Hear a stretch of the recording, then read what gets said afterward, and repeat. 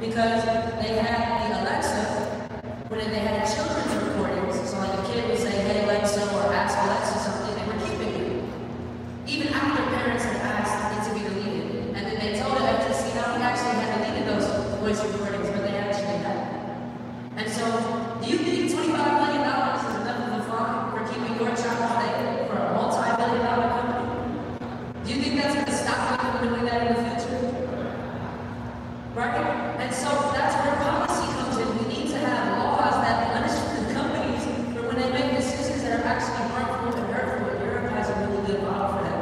Now, on top of that, on a personal level, there are two things that you have to do. Wyclef mentioned the education piece. You got to teach your kids about it. The other is that you as parents or as aunties and uncles, you also have a responsibility to use the tools inside of the apps and inside of these platforms that help you guide your child's experience in a way that is appropriate for children.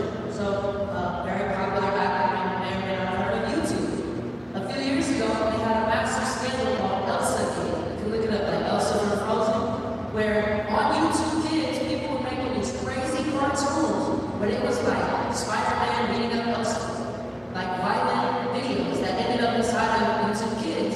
So then they had to go back and delete all the YouTube Kids videos and basically reset what. Make sure that they're not going in things that. But we also, as individuals, have a responsibility to be personally present and accountable to make sure we're using the right features and functions to protect our children.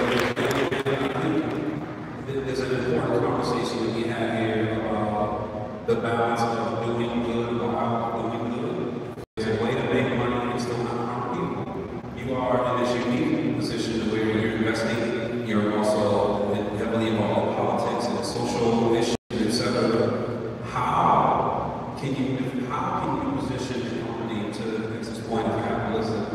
How can we do good while doing good? Well, I just want to say a few things.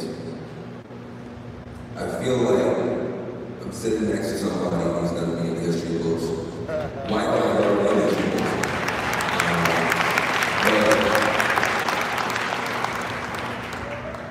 When you think about the last century, and you think about a Fannie Lou Hamer, a Rosa Parks, an Ella Jo Baker, when you think about this century, that's X. I realize you don't understand that's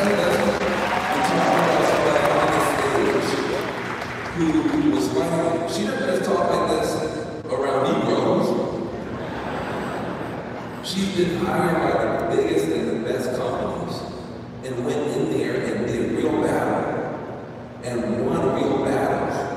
AI couldn't even tell the difference between black people and gorillas. She's the person, they are the person that fits that whole problem. You won't be able to tell the history of AI without talking about that. So as long as you understand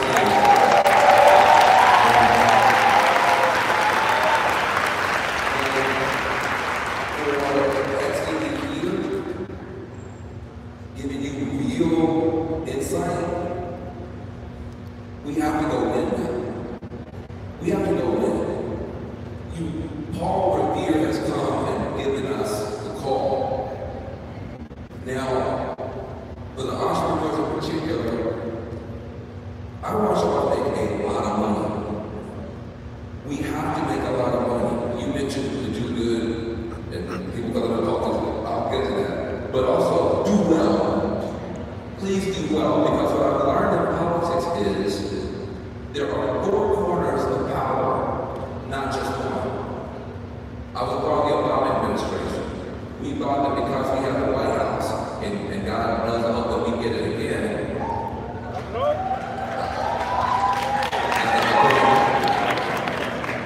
But just having the White House and not having power. Just having the White House and not having power. What we discovered when we got to the White House is there was other sources of power that tied that brother